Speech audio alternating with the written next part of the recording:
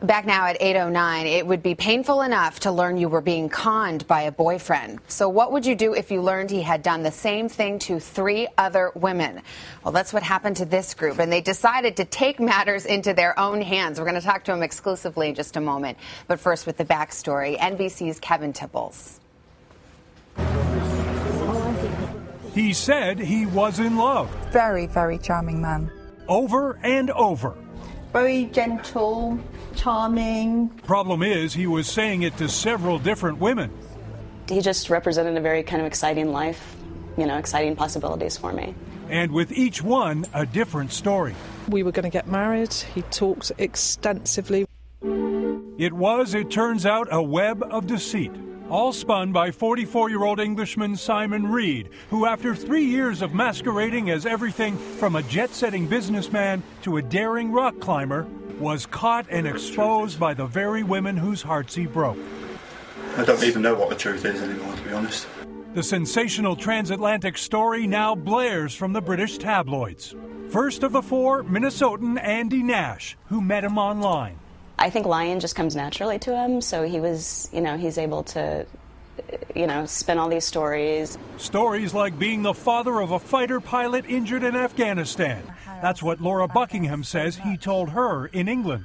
I was absolutely flabbergasted by what he'd previously said about his son being involved in a helicopter crash. But Reed, according to Joanne Ward, hit her up for money, a lot of money, about $27,000. It was after we'd been together about 4 months. I didn't suddenly, within a week, give him my credit card. It was on the basis that we were an item. Ward says Reed even lived for a time in this cabin on her property in England. But it was another conquest, Nicola Hillary, who started to connect the dots. Business meetings at 10 o'clock at night, 11 o'clock at night, and it did start to get a bit, I did think, I got a bit suspicious. Nicola did some research and found a blog from one of Reed's other girlfriends warning of his deceit. She tracked down the other women, and they hatched a plan. Oh, hello. The plan was to lure him to a home, catch him red-handed, and videotape it all. Ask away. There's 3 of us on the go. How the do you do that? I know it's wrong when I'm doing it. I just don't seem to stop myself. I can't explain it. It's not something that I think of when I'm lying. It's really not. I can never trust anyone again.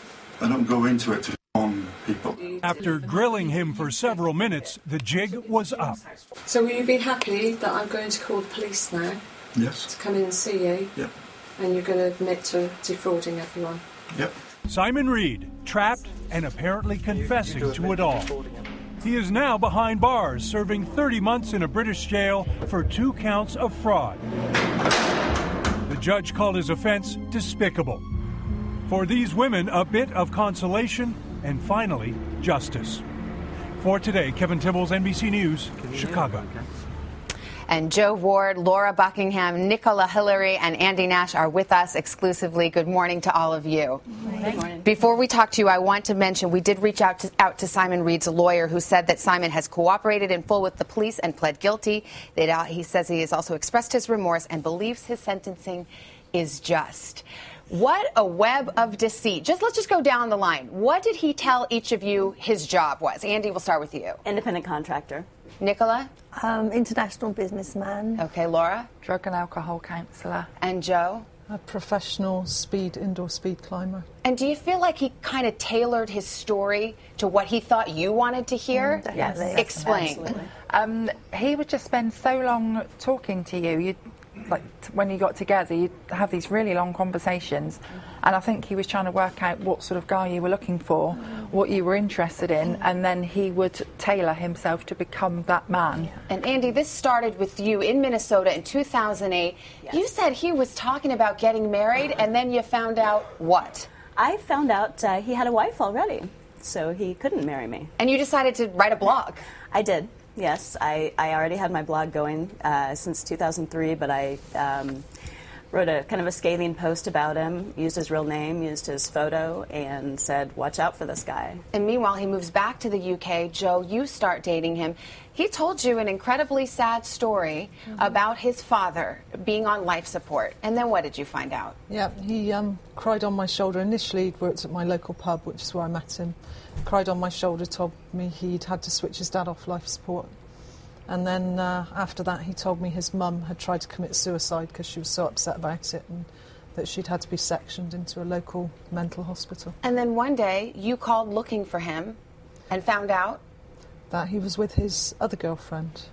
And his father was alive? He certainly was, yeah. I had a telephone bill, and I phoned the landline on there and spoke to his mum, and then she said, do you want to speak to Simon's dad? So and Laura, he had another sad story for you, that his son was in the Royal Air Force and had lost both legs in Afghanistan? Yeah, both legs and an arm in Afghanistan. I mean, how can you reject someone when they tell you that? It just brings out all your nurturing instincts and just feel so sorry for the guy. And it turns out his son's never been in the RAF. He's never had any accidents. And Nicola, you got onto this pretty fast, and you actually kind of pulled this group together. What was your experience with him?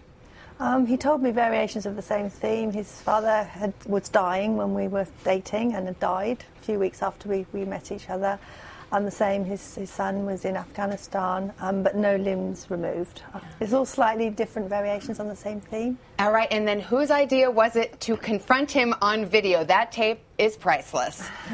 Was that your idea, Nicola? Yeah, I have a friend who's an ex-journalist, and I asked him to come along and record it all because I thought he'd keep it more factual, you know, and business-like. And what did you, Andy, what did you guys think of his reaction? When there you are standing before him, it's all of you.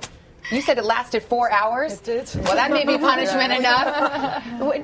Some of you said you kind of felt sorry for him in the end, Laura. Did you? Yeah. Well, I'd only found out that he was a liar 24 hours before the confrontation. So, to all intents and purposes, I was still in a relationship with him. I still loved him at that point. And I felt really sorry and really guilty for calling the police on him afterwards. I was going to say, Joe, I know you loaned him $27,000, pounds, but dollars for us, and he's now in jail. Mm-hmm. How do you guys feel about that? I mean, does that feel just to you, or does it feel harsh? I feel vindicated. Yeah. All right. Well, ladies, a lot of people can really relate to what happened, and he sounds like a real jerk. Thank you for being with us.